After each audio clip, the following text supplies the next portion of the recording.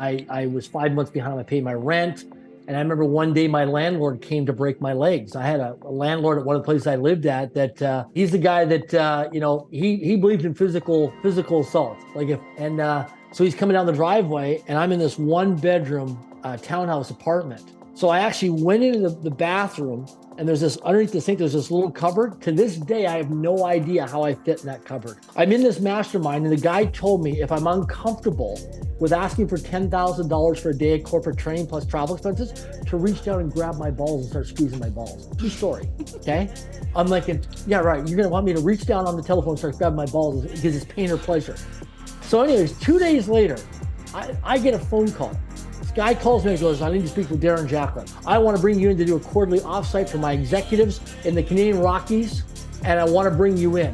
How much for a day of corporate training? So in my mind, I'm thinking, oh, I know where this is going. Hey guys, welcome back to another episode of Fit and Frugal Podcast. I am your host, Tani Nguyen.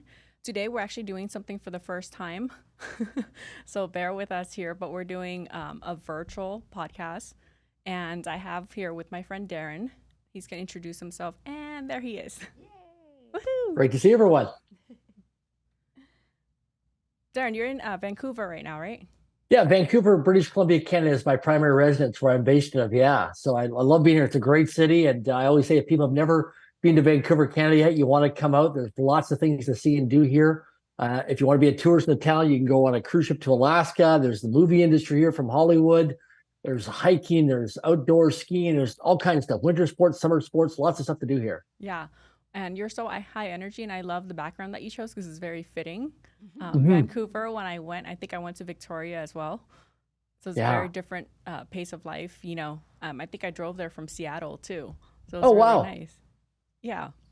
Yeah, this is Mount Seymour where I am. This is the base of Mount Seymour behind me, Mount Seymour. Yeah. And this is where we do our hiking fundraisers all the time for Elevate to Educate. We bring people from all over the world and they come and hike, and we raise money and build schools around the world for some of the most impoverished people in the world. Yeah. So to give you guys a little context, when I hit Darren up, I think you were climbing, right? You were in the middle of like a climb. I was going Mount Kilimanjaro in Tanzania, East Africa. Yeah. So let's talk about that a little bit, just to start off with Yeah. with something very fitting to your background. Like, you love nature, obviously. You're very high energy. Like, what was your decision like to start climbing mountains? Yeah, great question. I was in Niagara Falls, Ontario, Canada, speaking at a real estate conference for about 1,200 people just before COVID-19 really started to take off. And I realized that I was about to go on stage, and I had a brand new dress shirt and brand new suit on, and I was going to blow my buttons on my suit. And I was trying to figure out in my mind where I was going to stage on stage because they were filming that day and televising on the internet and also recording, because I didn't want to blow my buttons on my shirt and be embarrassed. And I'm thinking, oh my gosh, how did I let my life get to this level? And something I always live by is that in life, time will either promote you or time will expose you. It's just a matter of time whether you get promoted or you get exposed. And here I am being exposed because I'm overweight and I'm going to blow my buttons on my dress shirt. And I got back to my hotel room after that event, and I called a couple of friends of mine back in Vancouver, and I said, listen, when I get back to Vancouver, things need to change in my life. I'm going to start hiking. So I started hiking. I had no hiking boots. I had blue jeans, a shirt, and cotton socks and running shoes. And I was so out of shape and so out of breath. And that year, I released 43 pounds in weight just from consistently hiking. And I just became addicted to feeling good in my body and my energy. And here I was thinking, if I just go out and hike, I'm going to be completely exhausted and tired when I get back home. Well, completely the opposite started to happen for me. I started to generate more energy, multiply and expand my energy. So I started documenting this on my social media channels about me going out hiking to inspire myself and to inspire other people to be out in nature, enjoy nature, and take care of your mental health and mental well-being. And then people started hitting me up on social media channels saying, hey, can I come out hiking with you? Whether it was in Vancouver, I was in the Okanagan Valley of British Columbia, I was traveling across the United States or internationally. And I started to create this movement over the last couple of years. And from there, it transitioned into what we call Elevate to Educate, E2E now at hikingfundraiser.com. And now it's a global movement where people come out and they hike for a cause. And the money we collect through corporate sponsorship and hiking registrations now builds schools for some of the most impoverished children on the planet. So we've already built our first school over in Liberia, West Africa, for over 300 children from preschool to grade 6. And we are connected with Link Foundation, which is a foundation I helped co-found, which is an internationally registered foundation in Canada, the United States of America. So people get a tax receipt, and we're federally registered in Canada, the United States. And we're just really gaining some huge attraction and attention. We got celebrities coming out hiking with us. We've got professional athletes. We've got soccer moms. We've got dads. We've got teenagers. We've got people from all walks of life, all different age groups, and we're having an incredible time doing it. Oh, wow. Yeah, that would definitely get me out of my house for sure. Yeah, absolutely. And we have a lot of people. I have a lot of single women that approach me, and they're like, "Hey, I'm looking at dating, and I just, I don't really know this guy. I met him online. What do you think?" And I said, "Listen, bring him out hiking because behavior never lies, and you get a chance to learn about people's behavior when you're out in nature because people can't wear the social mask. When you're in nature, it balances you, it grounds you, and so your authentic, vulnerable, true self it gets expressed when you're out on a hiking trail. And so I always say to people, hey, if you're raising money or starting off a business venture or you're looking for a new job or career or relationship, come out hiking because you'll meet some great people. Because one of the things I always share with people is that as human beings, all we are is a network of conversations. We're a network of conversations. Anything you want in your life is going to come from having a network of conversations with other people because inside of conversations, opportunities get created. You brought up a couple things that I really love. One is that you don't get to wear your social mask in nature. Yes. My partner and I, we camp, we joke about it. We're like, hey, next time we bring a group of investors with us, it's kind of like survival of the fittest. Like, can you actually have the lifestyle that we enjoy? Because if you're going to do business with someone, it's really important to see their authentic self because anyone, especially going back to dating, anyone can take you to like a nice 4 or 5 star restaurant, right? And just get drunk and have a really superficial conversation. And most of the days now, women are going out, they're expecting to be wine and dine. But I'm like, but how far down are you getting to the depth and the level of conversation that you need to actually make the conscious decision of like, that's the partner that I actually want to build with? Because anyone can go out and get drunk and think this is the one and fall in love and sleep together and get chemically bonded and repeat the cycle over and over, Yeah. So I really love that part about you just being vulnerable and authentic. And 2, it's physical reasons, it's obvious. And 3, being out in nature actually, I feel like gives people more clarity and they just don't feel the immense pressure to just keep up this facade that they have to wear all the time, the suit, the tie, the dresses, the makeup, all of that, So how do you Makes such a big difference. Yeah, like how do you feel that ties into the way we interact with each other nowadays, that there is an existence of AI? I know you've written a book as well, and you've gone through some of those adversities, from your childhood. And how do you see that relate into now that you're out in more nature and you're more open to talk about these kind of adversities? Yeah, great question. So I realized that, like some of my biggest mistakes in my life in business, whether it was hiring someone or having a business partner, was around integrity, right? Hiring people or becoming partners with people who had very low levels of integrity, selective integrity, no integrity. And when I realized when you take people out hiking, do they show up on time? Are they prepared? Do they bring a water bottle? Do they have a whistle? Do they have food? Do they have a trip plan? So all these things that you get to learn by watching, observing other people out in a nature environment, which is so important. And I realized that, so I've learned a lot about behavior of people and also people's integrity, right? Because without integrity, nothing works. And I think also nature's, what's the question again? Because I kind of went off on a little tangent about integrity, but go back to your question. It's like, how do you feel that affects human nature in terms of the way that we interact with each other? Now there's AI, there's social media to hide, behind, and there's so few people that are willing to come forth more vulnerable and talking about the adversities that they went through and how that interact, or how does that affect our interactions with each other? Well, I've made a lot of mistakes. I was once homeless. I've been on the streets. I've been on welfare. I've had my car repossessed. I've had an R9 credit rating, which is the worst possible credit score you can get through Equifax and TransUnion Credit. I've had my bank accounts frozen. I've been audited.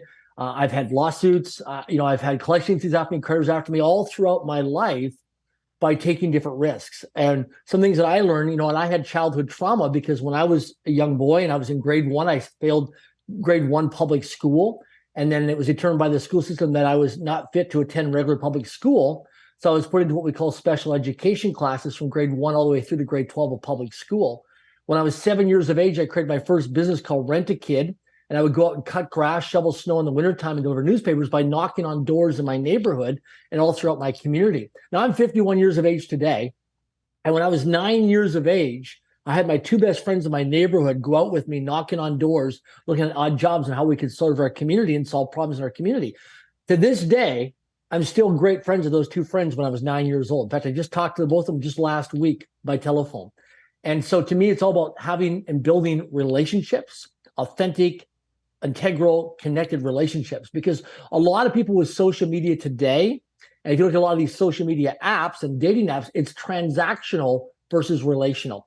Give you an example, a practical example. Look at Facebook or LinkedIn or pick other social media platform. Somebody reaches out, they friend request you, then automatically, boom, in your inbox, here they're trying to pitch or sell you or recruit you to some opportunity.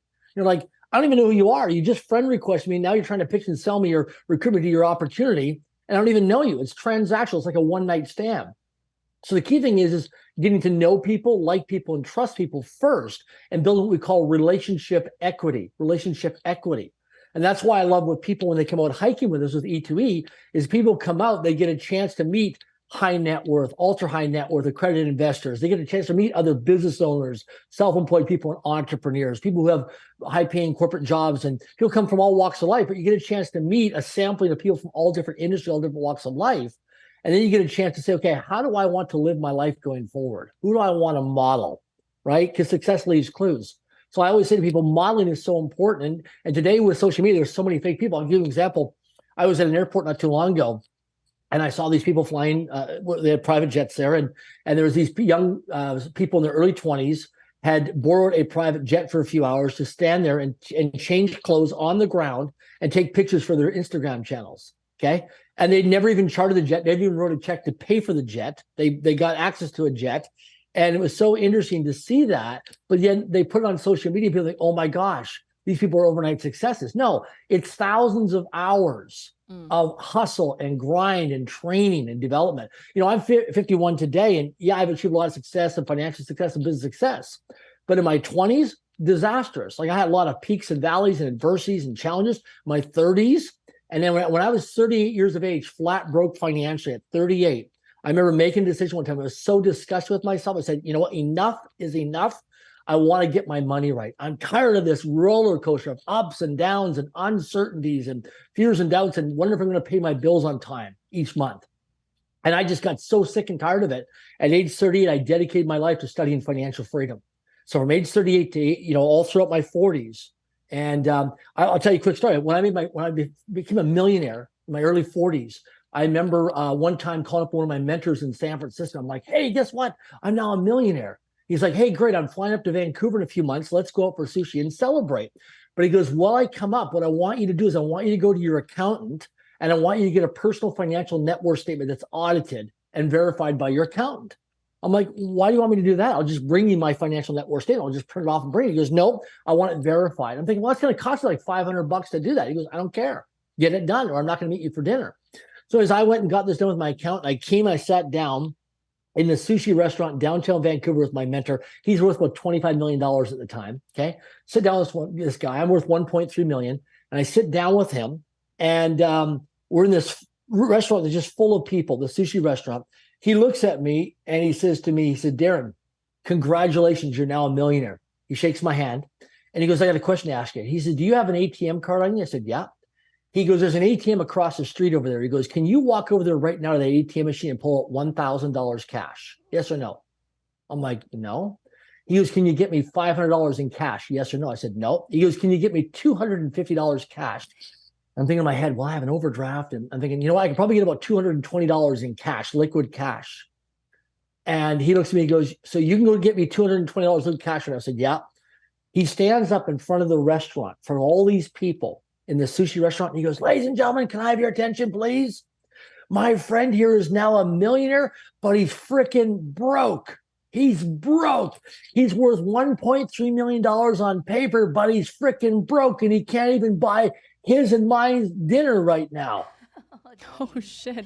And I just want to crawl underneath the table and hide. I am so embarrassed. And he looks at me and he goes, how do you feel? I said, I'm freaking want to punch you in the face right now and run out of this restaurant. He goes, I wanted to embarrass you and make you feel so uncomfortable. You know why, Darren? Why? He said, always remember this. You cannot eat your financial net worth. You can only eat cash flow.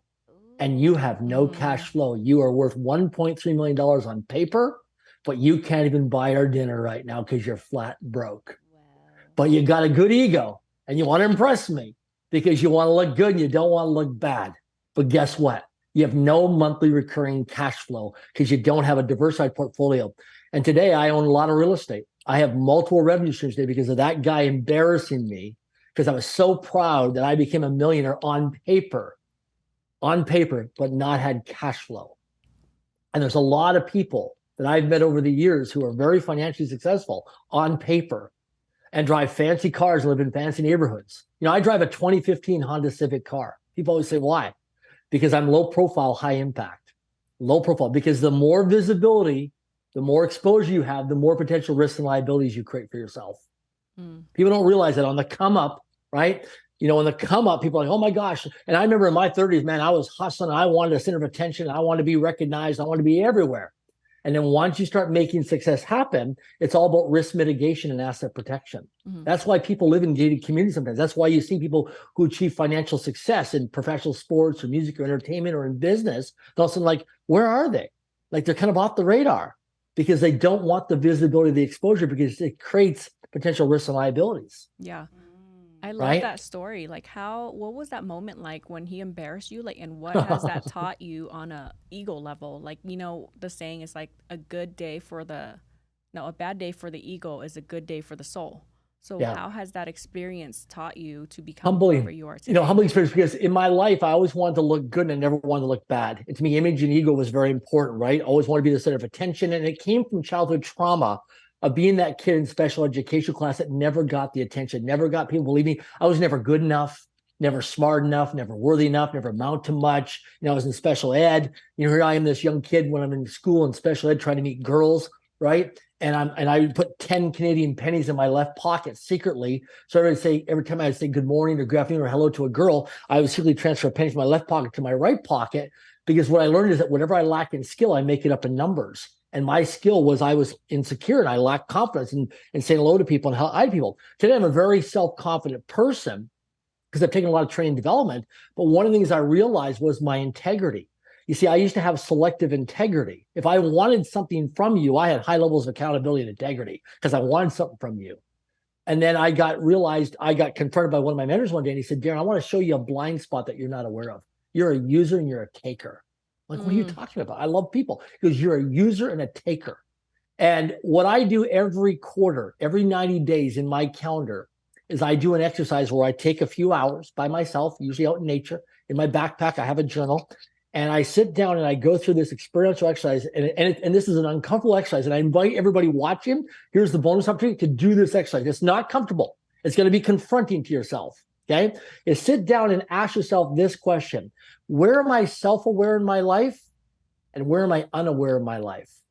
And then go to people in your inner circle who love and care about you in your network, your inner circle, and ask people for feedback, constructive, honest, blunt feedback. Because some people are just going to be nice and kind of sugarcoat and fluff it up. But you want the people who are going to tell you what you need to hear versus what you want to hear. You want those people in your camp. Right? Who's going to tell you what you need to hear versus what you want to hear? And they're going to tell you from their perspective, their point of view, where you're self-aware and where you're totally unaware. What's your blind spots? And when you start to discover what your blind spots are, your life can totally go in a different direction. Because for a lot of us, we're running around thinking that we can, and for me, I'll speak for myself, I thought I could fool other people, that I had selective integrity. I thought I could fool everybody, but in fact, I was fooling myself. And that was a big thing when I realized that without integrity, nothing works. And so today in my life, I live by that my word creates my world. So I live by my calendar, for example. So everything I do goes into my calendar. It's structured into my calendar, and I live by my calendar. And then what I do is I take my iPhone and every day I take my alarms on my iPhone and I structure alarms to my calendar. So I'm always early and I'm always on time. So I develop a consistency of a pattern because behavior never lies. Because what happens is if you start meeting, and this is one thing about hiking, I have people all the time that want to take me out for breakfast and lunch and dinner. I'm like, listen, let's rather than go to a restaurant and sit down there for an hour, let's go hiking and get physical exercise and be in nature and fresh air. And we'll have a collaborative conversation while we're out on a hike. Right? If you're not good at hiking, we'll do a beginner hike. We won't do anything without high elevation or very low elevation. You'd be amazed how many people I've met that don't even text message me, email me, phone call me. and tell me they're not going to show up to the hike that day. And then, like, I had a guy this morning, I'll give you an example, just a few hours ago. I had a gentleman that was supposed to meet with me the other day, didn't show up to a meeting on a Zoom call, scheduled Zoom call that he set up and he sent the calendar invitation to. So he's the one set up and sent me the calendar invitation that I accepted. Didn't even show up. There's no show up. I waited on for 10 minutes on the Zoom link while I was doing other stuff. For 10 minutes, I terminated the Zoom link. 4 days after that, he reached out to me. He goes, "Oh, I'm sorry.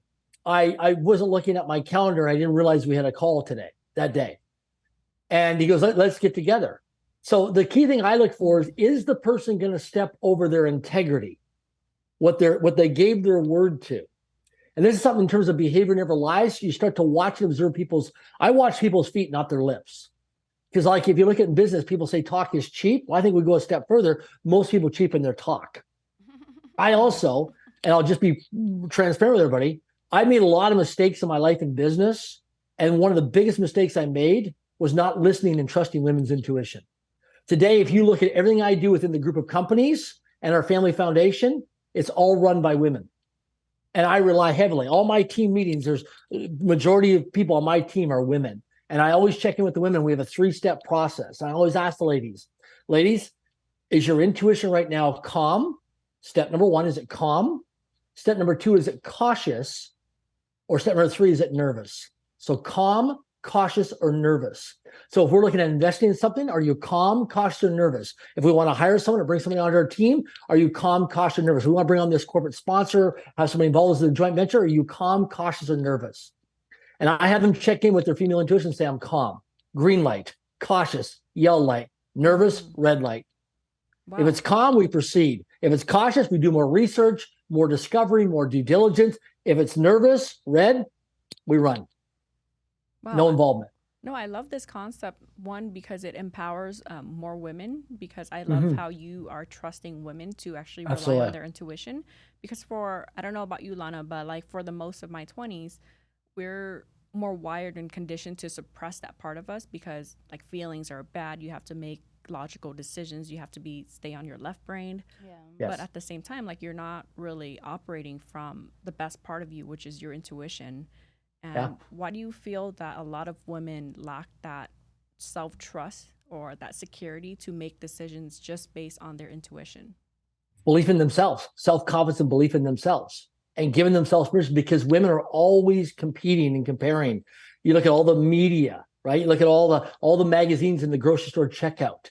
They're constantly being compared. There's always a comparison. And so women are always like, am I good enough? Am I worthy enough? There's always a comparison. And men have that internal drive of, if they do something, well, I feel good, I did that. But women constantly have to be validated in terms of appreciation, recognition, because they want to be seen. Look at me, I want to be seen. Am I important? Am I valued? So it's so important. So reassurance is so important, but also the self-care. Like when I take women out, I'll give you an example. I had a woman out with me the other day hiking. And she was on her phone, and I said, "Can I ask you? Can you just put your phone away? You just take your phone off." She said, "Well, I got to do all these things." I said, "Listen, she's a real estate agent. Okay, she's working on these deals, real estate." I said, "Listen, here's what I want you to do. This is what. Come with me." So I take her over to this tree, and I said, "I want you to put your arm around the tree like you're going to hug the tree, and I want you to just hold the tree and close your eyes." She said, "What do you want me to do?" She just hug the tree like there's a romantic part, like you're doing a slow dance, and I want you to do slow dance right now with the tree and close your eyes. And she goes, "This is stupid." I said, "Okay, just trust the process. Close your eyes and take a deep breath and exhale." Boom, the tears just started flowing. She just started bawling, started crying. And I just held her there. She just let her there for probably a good 5 minutes. And she looks at me, she goes, "Oh, I feel so the weight just came off my shoulders right now." And I had a woman yesterday called me up who's working on a big deal. And she's like, "I got to go into this boardroom and present this big business deal for this acquisition she's working on." And I said, "Here's what I'd like you to do." I said, "I'd like you to dance in your hotel room before you go into the board meeting." She goes, What do you mean dance? She goes, "I'm going to get all sweaty." I said, "No, I want you to dance. Put on your favorite song, and I want you to dance in your hotel room before you go to this boardroom and present." She said, "Why?" I said, "Because radiance, light, and energy." Think of this, ladies. Are you attractive? If you walk into a shopping mall and you see a woman who's glowing with her radiance and light and energy, you're going to look, wow, look at her. She's glowing with radiance, light, and energy. Men, it's direction, focus, and purpose. Okay, so these are things we look at from a marketing perspective: radiance, light, and energy. And for a man, it's direction, focus, and purpose. If that man's got direction, he's got focus, and he's got purpose, he's attractive. He's yummy. Wow. I never thought of it that way just because I think lately, more energy work has been more mainstream and everyone wants to manifest and everyone wants to come into this quantum field of manifesting. But how would you even say that to someone that like, hey, you need to check your energy in a professional setting, right? Because I love what you're saying is that part of what I'm hearing is that dancing and just relaxing and self-expression is a form of somatic release because I feel like a lot of women, I can speak for myself, we hold a lot of trauma and we hold a lot of identities and we hold a lot of pressure just within ourselves. And I think that's where the word, I think uptight comes from because you just feel a woman with a lot of responsibilities and you sense they're like, just, they're under so much pressure that any sudden movement, they're just going to burst. I don't know if you've met those kind of women. Oh, absolutely. Acquisition and real estate, because you have to be on all the time. And now I think that. And you're running from masculine energy, a high masculine energy, right? Yeah. And now that there's more talks about being in the feminine, and every woman that I've ever talked to, can't get into flow state because they're just so wounded and they're just they're operating on high ego, high masculine, wounded feminine energy, so it's not really guided by the divine. So can you speak a little bit more on that? I know that you work with a lot of women, so how do you take that as a man, like when you have conversations with women, how do you see an empowered woman and a divine energy woman? So it's about being, not doing. So a lot of times it's about being, doing, and having. So it's about who you're being, your self-care. So every morning, whether it's doing affirmations, it's doing some yoga, some Pilates, going for a walk, taking your dog for a walk, where it's that self-care time of actually structure it and schedule it into your calendar and make it as a daily habit and a daily non-negotiable, right? And I always encourage even the women that work with us and people in my life is that, take that self-care time for you, whatever that is for you. If it's reading, if it's journaling, if it's poetry, if it's whatever it is, it's having a bubble bath or an Epsom salt bath, whatever it is, do that self-care time for you. But give yourself permission to take that self-care time for yourself and do things that enrich your life. Another thing is when it comes to the energy, is a lot of times in business, we look at ROI. What's the return on investment? I always say, what's the ROE? What's the return on energy? And what's the ROL? What's the return on life? Right? So if you're doing something that's not giving you the return on life and the return on energy, or if you're in a relationship right now that doesn't have the return on life, return on energy, start to evaluate it, audit it, and say, is this the best and highest good for me? Right? Because our environment is so important about our energy around our environment.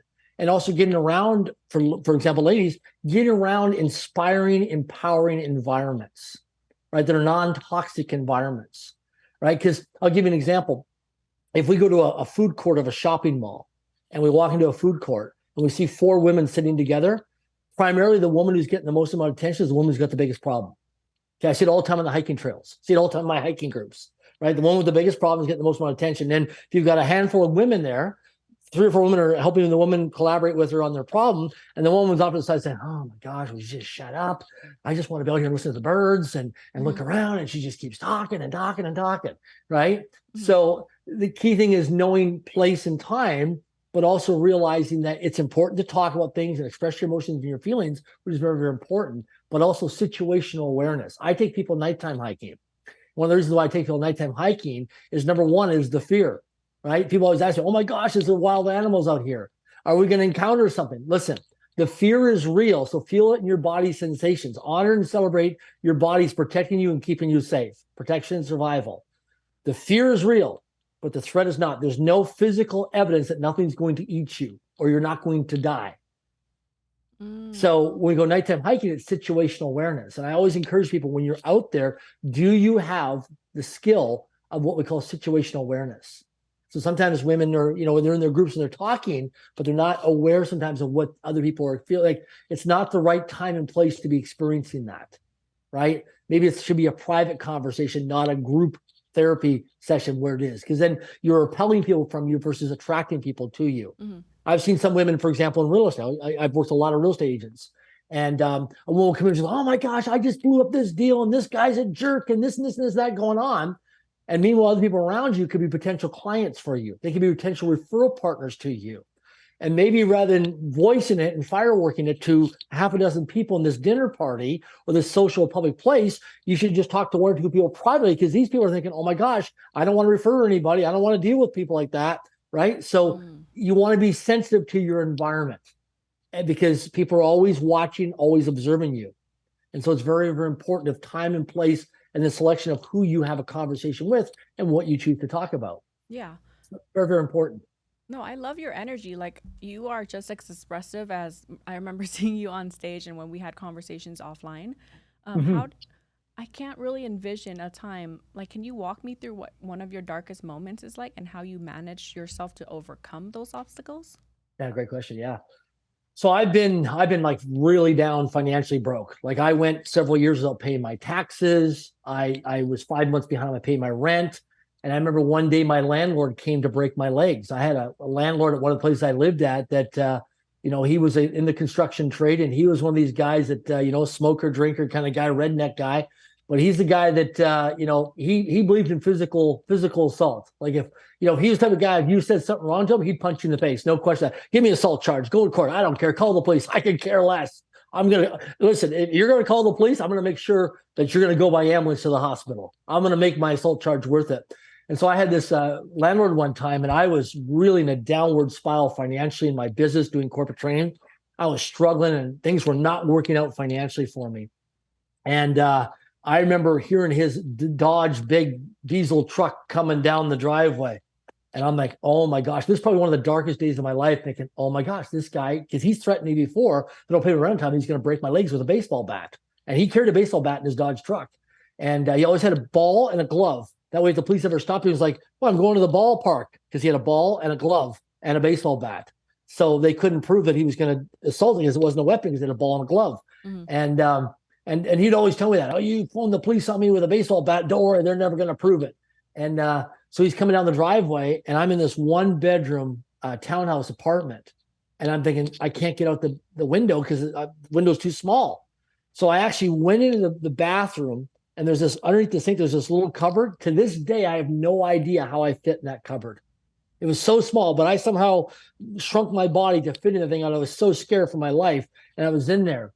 And he opened up the door of my apartment. He started shouting, where are you? And he flipped up my mattress. He opened up my closet, took all the clothes off the closet, threw them on the floor, went into my little kitchen, looked around me, and he came into the bathroom, ripped open the shower curtain. And I'm certain that he looked down and said, there's no way he could fit in this underneath the sink. Because if he would have opened me, he would have found me. And I remember closing my eyes and just saying, do not breathe, do not breathe, do not breathe. And I'm just like, oh my gosh. My life might come to an end here right now. This might be the end. This might be where I'm going to die. I was so scared. And I realized when he ended up leaving, and then starts up his truck and took off. And I'm like, oh my gosh, I can't I can't keep doing this. And that was the thing that I got to get help. I got to get mentors, got to get coaches. Another thing, one time, I'll tell you an interesting story. I'm doing corporate training seminars. I did corporate training seminars all over the world for 25 years. And I used to make 400 cold calls a day, 2,000 cold calls a week.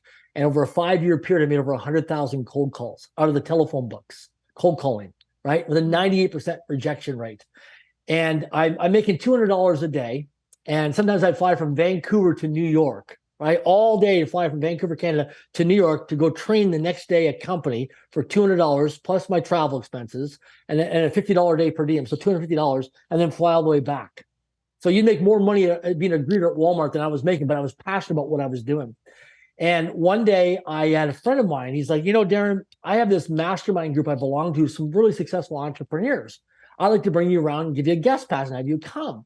And I said to myself, okay, I'll come, but listen, I can't sign up as a member of this mastermind group because I don't have the money, right? So don't pressure me to sign up, because the answer is no, because my credit card is not going to work. Like I'm maxed out on my credit card.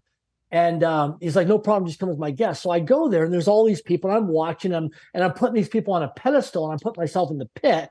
And my mind chatter is like, you're not good enough, not smart enough. And, these guys are up there talking, they're coaching each other on business and success and marketing and sales and stuff and joint ventures and mergers and acquisitions in this mastermind group for a few hours. And I'm like the brokest guy in the group, the dumbest guy in the group, the least experienced guy in the group. But I'm just eager as a sponge to learn. So anyways, the last hour, They call it a hot seat. And they take one of their guests in this mastermind group and they go to the front of the room and they get feedback, constructive feedback from the group. It could be on anything. It could be about your relationship. It could be around your finances. It could be around hiring somebody, whatever area topic. And they'll pick you. And if you don't, they'll pick one of the members. So a couple of the members said, pick Darren Jacklin. I'm like, no, I'm not going. I'm just a guest here. I'm a fly on the wall. Sorry, guys. Listen, you're not going to waste your time and energy on me. There's much more people in the room who got bigger challenges and problems than me. Listen, don't worry about me. I'm just going to sit and watch and learn and take notes. I'm not getting, no way. I'm not going in front of the room. No, I'm not doing that. So anyways, they choose me. And this guy goes, okay, Darren Jacklin, you're going to come through. I said, listen, I am not coming to the front of the room. And he goes, listen, are you going to keep arguing with me for your limitations? Or are you going to do what I asked you and get to the front of the room now? And I said, no, I'm not coming. No. He goes, stop arguing for your limitations. Come to the front of the room. You're going to have a breakthrough. Said, no. So I get in front of the room and the guy goes, what do you do for a living? I said, I'm a corporate trainer. Okay, what does that mean? So I specifically tell him what I do. Travel around the world, train corporations, help them grow and scale. It's something I got a good skill set at. Because how much do you make a day? I said, I get $200 a day, plus a $50 a day per diem, plus my travel expenses. And he goes, my first impression on you is a guy like you should be getting paid $10,000 a day. And I'm thinking, yeah, right. I don't even make $10,000 in a month. You know what I mean? There's no way I'm going to get paid $10,000 a day. You're drinking the Kool-Aid, buddy. You know what I mean? Like you're drinking the Kool-Aid because there's no way it's going to happen. Right. So this guy, and I'm just totally not listening to this guy. I'm like, yeah, right. Kumbaya, right? Let's drink the Kool-Aid and have a group hug here right now. You know, you have no idea what you're talking about. And this guy's like, I think you should charge people $10,000 a day for your corporate training seminars. I'm like, yeah, right, buddy. I don't know anybody in North America that makes $10,000 a day doing corporate training seminars. So you're out to lunch. So he starts giving this advice. Are you open to my feedback? No, I'm not open to your feedback. Appreciate it, but I'm not going to take it because you don't know what you're talking about because you have no experience in this industry. Because nobody I know makes that kind of money. And he said, listen, if you're gonna come around this mastermind group, be around these people and net with these people, you need to start asking for $10,000 for a day of corporate training. I'm like, yeah, right, buddy. I don't even make that in sometimes 2-3 months, whatever, right? Net income, not going to happen. And he said to me, he says, are you open to a challenge? Of course, I like challenge. I like solving problems. I'm like, yeah. He goes, listen, when you leave here, when you're making all these cold calls, I want you to start asking these companies on the other end for $10,000 for your corporate training services. So I'm thinking to myself, I'm going to go from asking for $200 a day, and I'm getting rejected at $200 a day to now $10,000 a day. And I already have a high level of rejection at $200 a day, cold calling out of the phone books. Yeah, right. I'm going to now increase my level of rejection, which I'm already high at right now, and go to $10,000 a day. How am I going to eat and pay my bills in a month? Whose couch am I going to sleep on going forward? Right? And I'm thinking, this guy's is ridiculous. Why am I wasting my time being here? Why are we even talking about this in front of a group of people, all these qualified business people? So I leave that day and I said, the guy said, you're on. I accept your challenge and I'm going to start asking for $10,000. I'm thinking, yeah, right, whatever. Let's get out of here. So I leave. 2 days later, I get a telephone call from a big company, well known in North America, that I did training with about a year and a half earlier. Okay. Guy calls me up. And also, one thing, if you don't mind me just being straight up with this, I'm in this mastermind, and the guy told me if I'm uncomfortable with asking for $10,000 for a day of corporate training plus travel expenses, to reach down and grab my balls and start squeezing my balls. True story. Okay. I'm like, yeah, right. You're going to want me to reach down on the telephone and start grabbing my balls because it's pain or pleasure. So anyways, 2 days later, I get a phone call. This guy calls me and goes, I need to speak with Darren Jacklin. Well, yeah. He's an executive, real redneck guy from this big oil and gas company. He calls me up and he goes, Darren, we met about 15, 18 months ago. You were a guest speaking at this big conference, and I want to bring you in to do a quarterly offsite for my executives in the Canadian Rockies, and I want to bring you in. How much for a day of corporate training? So in my mind, I'm thinking, oh, I know where this is going. I'm being set up. This is a test. These guys got together and had a meeting after the meeting, and they're testing me now to see if I'm going to fall through and keep my integrity and keep my word. I know where this is going. I'm thinking, oh my gosh, but I got to fall through. I got to ask for $10,000. And the guy's talking on the phone about when he wants to do this executive offsite retreat in a few months in the Canadian Rockies, all this kind of stuff. He goes, well, how much for a day of corporate training? I pause. And now I'm really, really, really scared. And I'm starting to sweat. I'm starting to shake. And I thought, oh my gosh. And it's probably maybe 5, 10, 15, 20 seconds, but it felt like 15 minutes to me. I was so scared. I reached down, I started grabbing my balls for real, started squeezing. And I'm thinking, $10,000. He goes, fine. My executive assistant will call you back within 90 minutes. We'll send you a 50% deposit by FedEx. We'll send it to you tomorrow. And then the day you show up for training, we'll give you the 50% deposit. And we'll take care of your travel expenses. My executive will call you back and work that out. And I'm thinking, yeah, right. Okay, great. Thanks for the call. Real polite, professional. Hang up the phone call. Sure enough, within 90 minutes, his executive assistant calls me back. She says, okay, Mr. Jacklin, we've agreed to pay you $10,000 a day of corporate training. I'm thinking, yeah, right. Yeah, right. I'm trying to get $200 a day. We're not going to go to 10 grand. It's impossible, right? It's impossible. So what happened was, she's like, I just need your mailing address. We're going to FedEx you a check. And I said, oh, can you provide me with a tracking number? She goes, yeah, we'll email you the tracking number. So you got it for FedEx. Sure enough, that night, man, I get on to FedEx.com and I'm looking, sure enough, there's a package being shipped to me within 24 hours. I'm going to have a package. Is this for real? Is this really going to happen? So I realized, okay, this might happen. Now I owe some money. Okay, I've been borrowing money and I've got some out of integrities and I've got some people I've made some big promises and not followed through on. And I've, fallen short of my integrity of these people. And I need to make it right and call these people, restore my integrity, but also make a repayment to pay these people. Thinking, okay, $5,000 is coming in. I can play catch up on some people that I'm outstanding with. So I start phoning people, say, hey, guess what? I've got some money coming in. I can pay you within 48 hours. I'll, rather than mail you a check because they don't trust me with the check because they'll bounce. I'll come over and I'll drop off the money, right? So I start phoning these people up, telling them I'm going to drop off some cash because they don't trust, they don't believe me because talk is cheap and I haven't followed through and been any good with my word. My words mean nothing to these people, because I've overpromised, not followed through on nothing. Just all a bunch of talk, right? So anyways, the next day, the FedEx truck arrives. I am so excited to see this FedEx truck. I run out there and I'm excited to see the FedEx driver and I get this package, I rip it open. Oh my gosh, there's a check for $5,000 in this FedEx envelope. I go to the bank and I'm proud. I'm walking around, I'm saying hello, hi, greeting people. Like I'm excited, I'm thinking, wow, does money ever change me? I'm so attached to money. When I don't have any money, I'm miserable and upset and don't want to talk to people, don't want to go anywhere, just want to hide.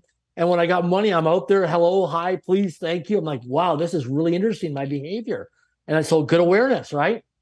So I'm out there, I get in line, I go into the bank, get up the counter, want to deposit the check, and they're like, anything I can help you with? Yeah, I need to withdraw the $5,000. I need it. And I got to put some money away for taxes, and I got to pay the other money to people I owe money to. So she goes, well, Mr. Jacklin, she goes, you've never had a check that large ever go through your account before, right? For $5,000. So we're going to have to put a 5-day business hold on your check. Now, it's actually 7 days because I had a weekend coming up for 2 days. So I had to wait the whole 7 days. I said, oh my gosh, I can't wait 7 days. I told these people I'm going to drive by and pay them their money. They don't believe me. I'm going to even show up. I got to follow through. I'm thinking, I said, listen, no, you have to give me the money. I can't leave this bank without the money. And she's like, sorry, sir, we put a 5-day business hold on your account. We have to make sure the funds go through and because you've lived in overdraft and you bounced a few checks over the period of time you had your account here, we can't put it through. Banks don't like risk. I said, well, can I talk to your supervisor, talk to the manager, And she's like, no. And I'm like, okay, I got to do something here. And she's like, sorry. And so I leave the bank and I'm thinking, oh my gosh. So I call these people up and like, yeah, Darren, yeah, we knew you weren't going to show up. And thinking, unbelievable. So I have to wait a whole 7 days. And finally I go get those people caught up. Now, here's where the story gets even more interesting. And the reason why I'm sharing this story with you and your listeners is there's a lot of life lessons to unpack in here. And I'm going to share a life lesson in just a few minutes that people will remember for the rest of their lives. So I end up a few months later going to the Canadian Rockies and going doing this corporate retreat, this offsite for this group of executives, about 12 people. I'm in the Canadian Rockies and I do the training all day. Phenomenal, outstanding job. I was well prepared, very organized, got my deliverables. I got the results that I wanted to achieve. Evaluations came in, high scores, high marks on the evaluation. At the end of this, the group that I was with training, were going to go whitewater rafting through the Canadian Rockies. The executive vice president who hired me, he's got a cigarette, smoking a cigarette. He's got a pack of cigarettes here, and he's got my check for $5,000. This guy smoked like 3 packs of cigarettes a day. He goes to me, he goes, Darren, everybody's going whitewater rafting. So you and I are going to go walk down the riverbank, go for a walk and debrief.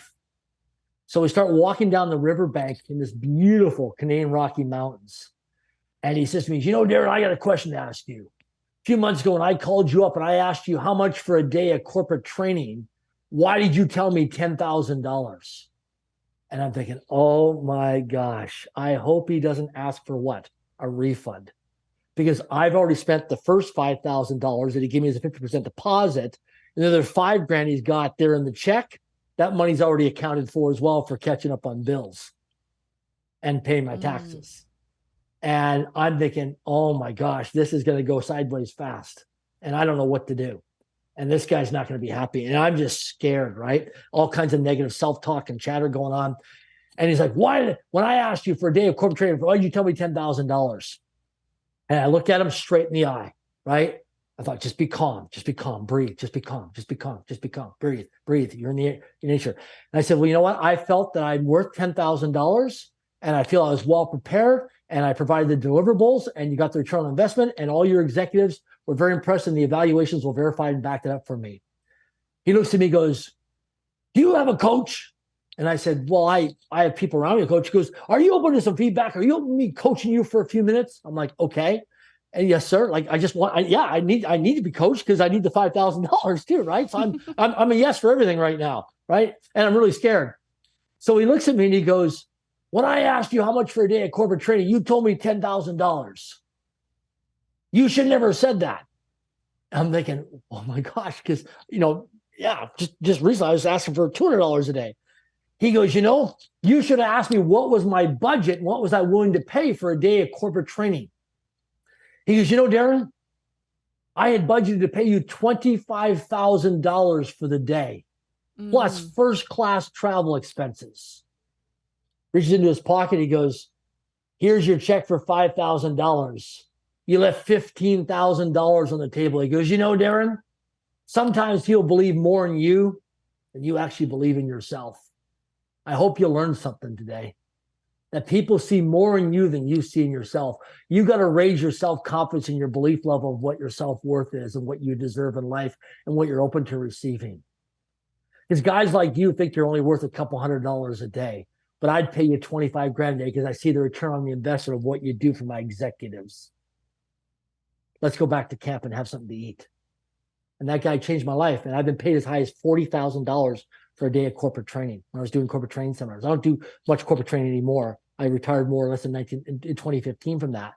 But I went from $200 a day, because that's what I felt I was worth, my deserved level, going to a mastermind group, being totally uncomfortable, totally exposed, being challenged to ask for $10,000 a day, which is totally my mindset, impossible and outrageous and totally unachievable. Just like me climbing Mount Kilimanjaro when I was doing all these little hikes around Vancouver, and a buddy of mine calls me up 18 months ago and says, hey, Darren, I'm turning 40 years of age in 2023. I want you to come with me to Tanzania, East Africa, and climb 19,340 feet. And we'll take oxygen with us just in case. Almost 6,000 meters. And we're going to climb to the rooftop of Africa to Mount Kilimanjaro, one of the highest mountains on planet Earth next to Mount Everest. And here I am doing all these small little hikes around Vancouver, Canada. And he's like, Darren, you can climb Mount Kilimanjaro. I'm like, no, I can't. I'm a hard no.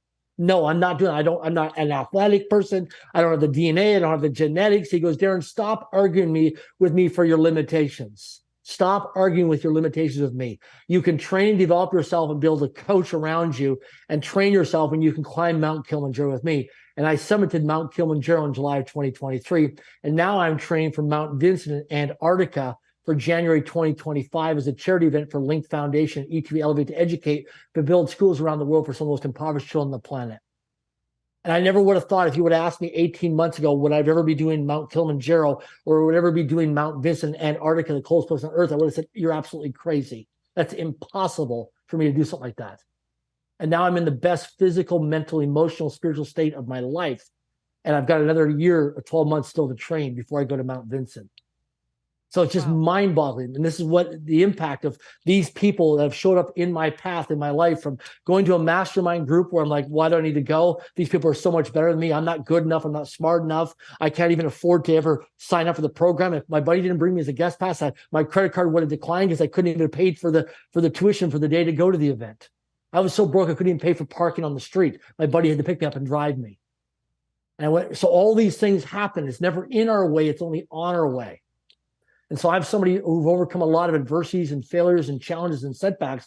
I'm here to tell you, from somebody from an R9 credit rating which is the worst credit score you can get to becoming a multimillionaire, and somebody who's committed to $100 million getting away to philanthropy in the next decade, right? To somebody who was an R9 credit rating, living on welfare, homeless, eating my next meal of a garbage dumpster. And even in my book, Until I Become, I show a picture of me living in a treehouse for 7 months, and a friend of mine let me stay because I was flat broke and evicted from my home, and I got my car repossessed. And I went from there to turning things around to living an extraordinary life today that most people can only ever dream about. Through a tremendous amount of adversities and failures and challenges, setbacks. But today, now in my life, I know the structures, I know the systems, I know the processes, I know how to invite the people to have a seat at the table to be involved with what I'm doing.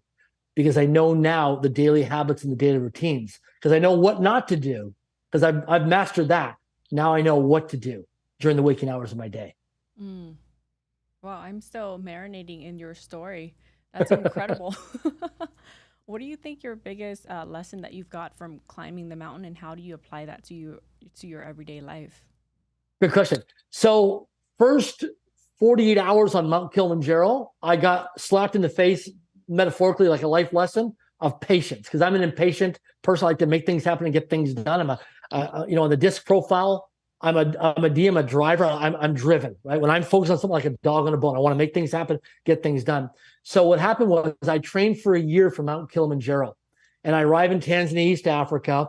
I meet with my team. So we had 20 climbers, 20 hikers in my group with mountains and marathons. So out of Australia, that was the group I was with. There's 20 hikers, 10 mountain guides, and 70 porters, which are like the Sherpas that you see in Nepal with Mount Everest. And so here I am, day 1, day 2, day 3 on Mount Kilimanjaro, and we're going like really, really slow, pulley. And like we're going like a bunch of kids in elementary school or preschool going to the park. You see the kids when you drive down the street and all the kids are going really slow. That's how fast we're going on Mount Kilimanjaro. I'm thinking, this is ridiculous.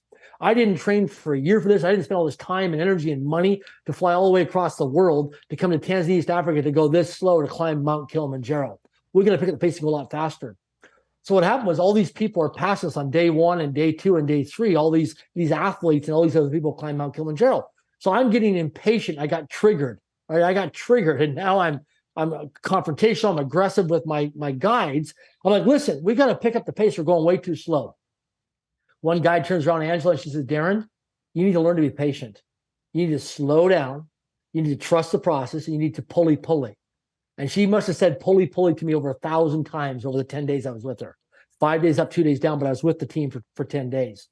And I kept on hearing pulley, slow, steady, one step at a time, one step at a time. And I had to slow right down. And I'm thinking, oh my gosh, like this is, I'm going so slow, we're almost walking backwards. Like stop, take a deep breath, step, stop, step for 7-8 hours. I'm thinking, unbelievable. And I tell you, what it did for me is it got me present in my body. My relationship with Tatiana has drastically changed because I was always in my head. I'd always compartmentalize, and I wasn't fully in my body, feeling my emotions and my feelings. So if I can't feel my emotions, my feelings, how can I connect to another person or to another woman at a deep, intimate, connected level? So it transformed my life.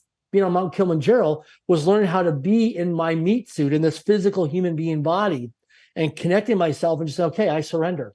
Okay. Because I realized the first 3 days, I didn't listen to my mountain guides. Didn't listen to them. I knew better. Why? Because I trained for a year. I was in the best shape of my life. I trained. I was disciplined, accountable, reliable, consistent, focused.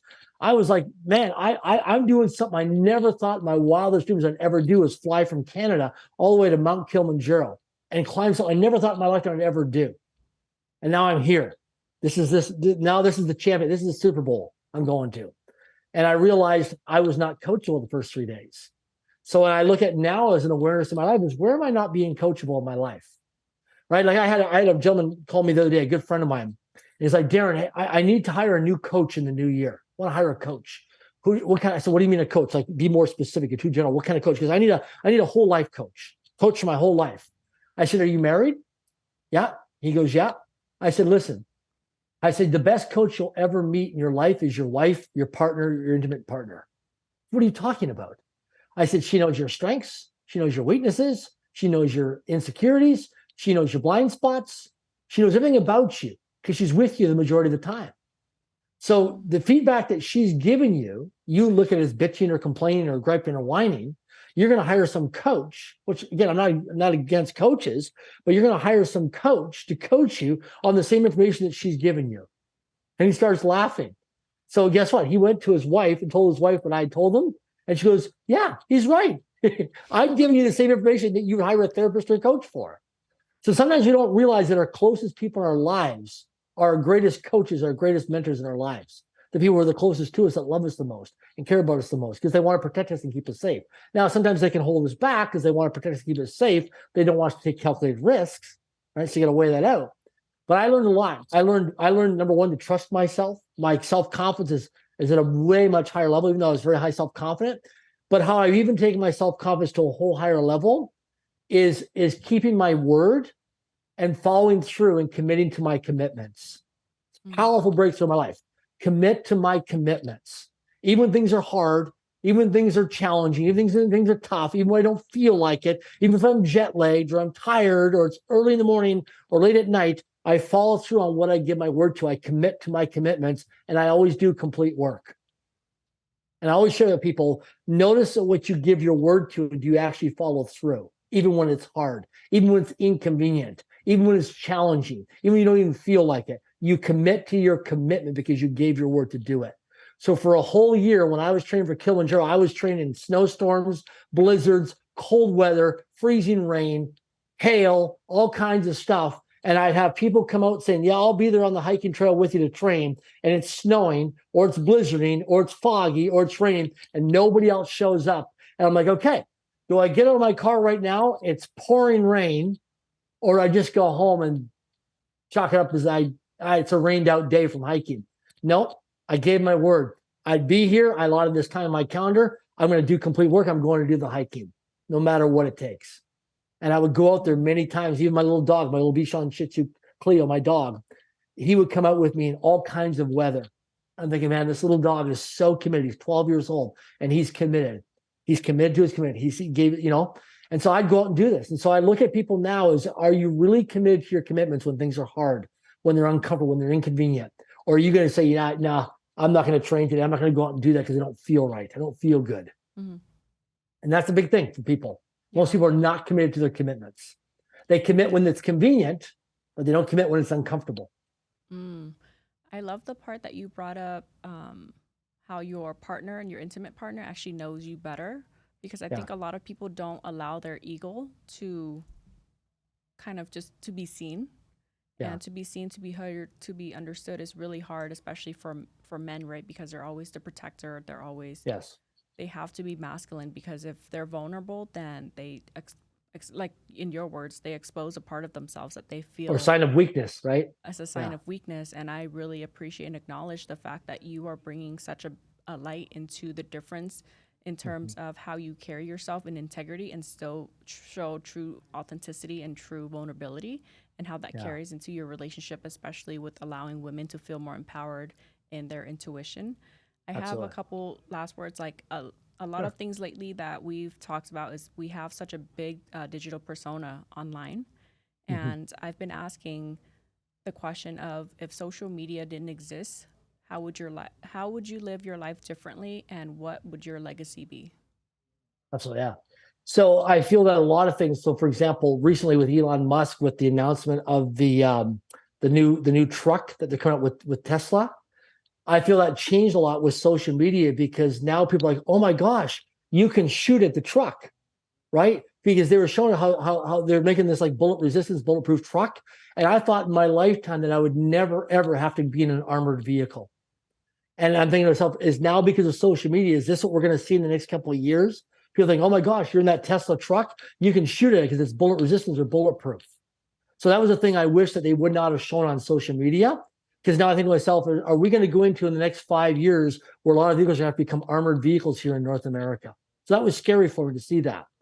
I think a lot of times too is that mental health plays a big part. And I see this with our E2E Elevate to Educate community, that so many people are impacted in positive ways. Social media has done a lot of positive things. It's, created shared experiences and photos and memories and celebrations and all that kind of stuff is great. There's benefits and drawbacks to everything.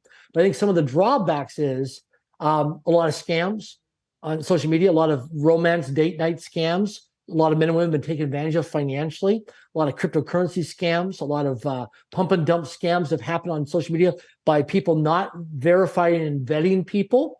They're just instant messaging back and forth and not getting onto a Zoom video call or a FaceTime or meeting the person face to face to verify and vet as part of their due diligence. So that's some of the drawbacks. And I think also too is that some people comparing themselves to other people, and some people quitting way too soon because they think it's not what it is. You got people out there that are, selling you this dream that's a fantasy, that's not real, and that's not really how it is.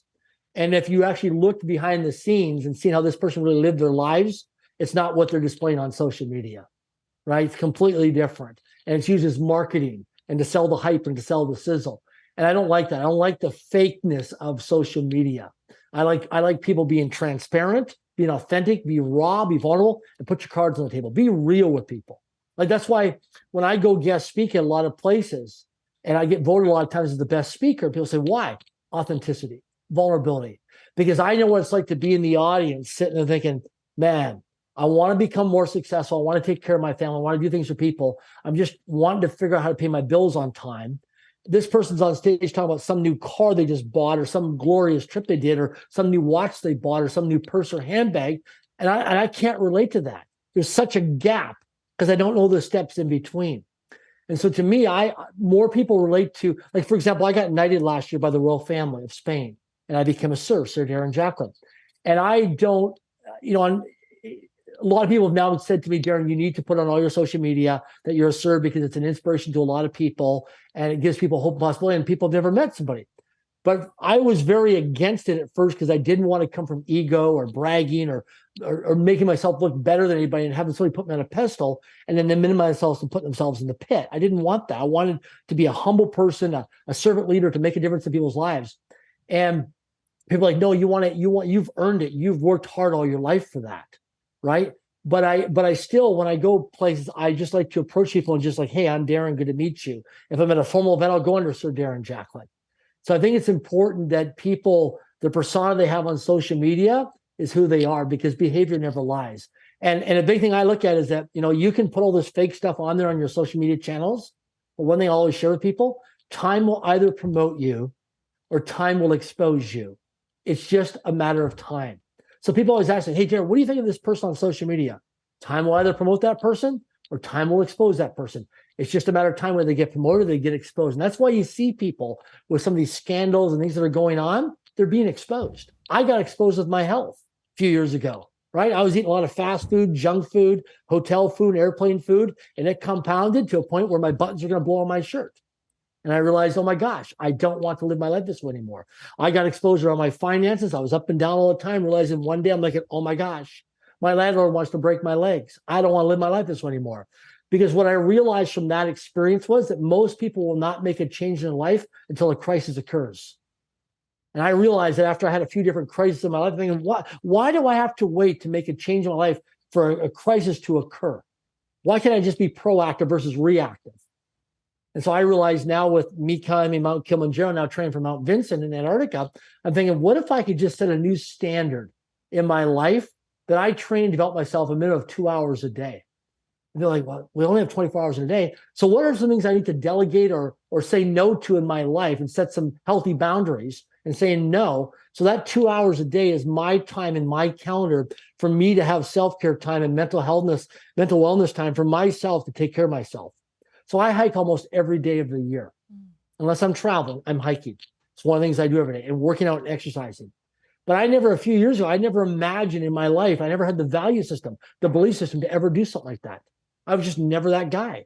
So I thought, okay, great. What if I could step back and what if I could reevaluate myself and make some healthy choices and positive changes to actually become that person who's got a phenomenal body, who can have abs and a six pack that I'm working towards, and create longevity in my life and multiply and expand my energy. What if I could learn how to become financially independent and get my money right and be in integrity with that? What if I could take my credit score from being so bad as an R9 to actually having phenomenal credit where I can get pre-approved like I do now? I get pre-approved on things without even having to apply because my credit is so incredible. But it doesn't happen overnight. It takes sometimes years to do that. but I worked on it and I set a target. This is my target. So I want to go from R9 to having phenomenal high levels of credit. I want to be able to have that integrity and that reputation that people can rely on me. I'm accountable, I'm responsible, I'm integral, and I give my word, and my word is my law. My word is my bond. Wow. No, thank you for sharing this time with us today. And My time is pleasure. a really valuable resource. And I love everything that you said. So it's still giving me chills. For me, it's like being in person with someone is different, but in our Mhm. circumstances, I can't wait to read your book, and I can't wait to hit you up when I actually leave, Las Absolutely. Vegas and into. I think my passport expires this year or something, so I gotta get working on that. Absolutely. You got to come to But Vancouver, or we'll do a hiking E2E event somewhere in the US. I'm actually looking at Camelback Mountain in Phoenix, Arizona. We're yeah, inquiring about that place to actually do that as one of our E2E locations, Elevate to Educate hiking fundraising locations. Because so many people live in the greater Phoenix area, hmm they drive by and drive around Camelback Mountain, but have never hiked it. yeah. So let me know about that, and I would love to set something up with you.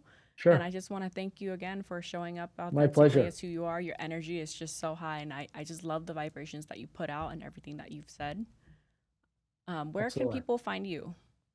Yeah, you know what? Go to hikingfundraiser.com. That's a great place to find me. Lots of great information there. Hikingfundraiser.com and share it with your friends and family. If people want to order the book, just type in it's Until I Become. Then go to Amazon or untilibecome.com. It's an international book. Lots of rave reviews all over the world on it, and it's made a huge difference in a lot of people's lives. But it's called Until I Become, or you can go to hikingfundraiser.com or just Google my name. Cool. Well, thank you so much. And thank you guys for spending some time with us today. I hope you got some value out of that. Hopefully, you can connect with Darren offline. He's a cool dude. His energy is just the same online or virtually as in person. And you can find me on IG at Tonosaurus or at Fit and Frugal Pod. So thanks again, and make that decision to change your life. So stay fit and stay frugal. Peace.